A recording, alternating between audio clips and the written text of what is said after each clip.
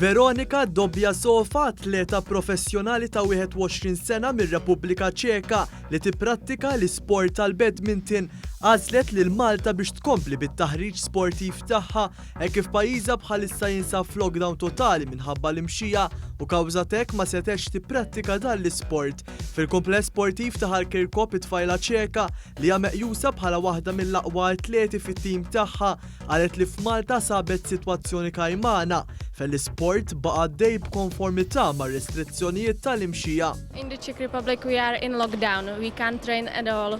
Just I can go for running or exercise at home.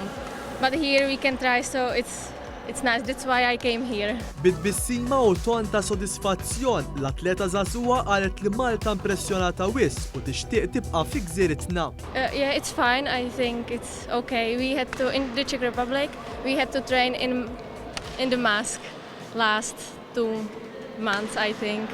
I would like to stay here as long as possible.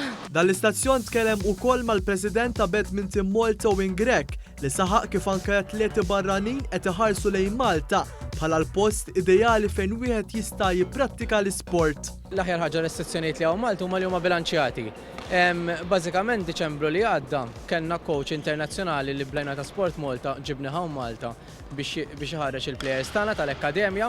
Meta kien hawn Malta nduna kemm qed noperaw viċin in-normalità filwaqt li nosservaw ir-restrizzjonijiet u as such tħajjar jibgħat l-aqwa plejer tal-klabb tiegħu hawnhekk hawn Malta.